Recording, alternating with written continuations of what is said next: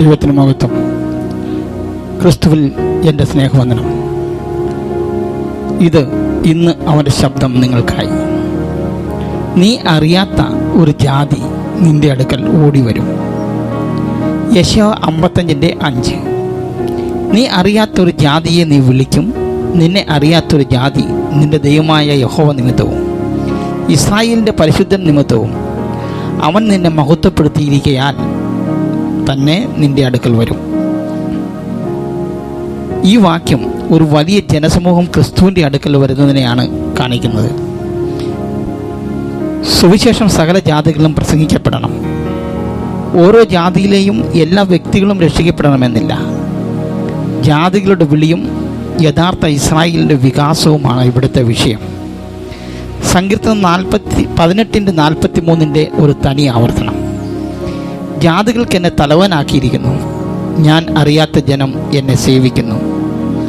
രക്ഷയുടെ അനുഗ്രഹത്തിലേക്ക് എല്ലാവരെയും സ്വാഗതം ചെയ്യുകയാണ്. ക്രിസ്തുവിൽ എല്ലാവർക്കും വേണ്ടുവോളം ഇടമുണ്ട്. ഈ ലോകത്തിൽ സംതൃപ്തനായിരിക്കുന്നവർക്ക് അവനെക്കുറിച്ചുള്ള ദാഹമില്ല, തങ്ങളുടെ ആത്മാവിനെക്കുറിച്ചൊരു ചിന്തയുമില്ല. എന്നാൽ ദൈവം തൻ്റെ കൃപ നൽകുമ്പോൾ അവനിൽ ദൈവത്തിനായി ഒരു ദാഹമുണ്ടാകും.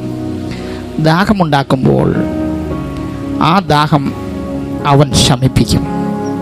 അടിക്കപ്പെട്ട പാറയിലേക്കും ജീവൻ്റെ ഉറവയിലേക്കും സൗഖ്യമാക്കുന്ന ജീവജലത്തിൻ്റെ അരുവിയിലേക്കും ഓടി വരിക, സൗജന്യമായി വാങ്ങുക.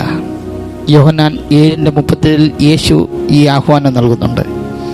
നമ്മുടെ ആവശ്യങ്ങൾ അനവധിയാണ്. ഒന്നിനും വില കൊടുക്കുവാൻ നമ്മളെ കൊണ്ടാവില്ല. 1 പത്രോസ് 1:19 വാക്യപ്രകാരം ക്രിസ്തു വില കൊടുത്തിരിക്കുകയാണ്.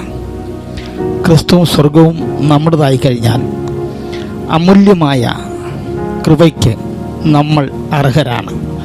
ദൈവം ധാരാളമായി നമ്മളെ അനുഗ്രഹിക്കുമാറാകട്ടെ.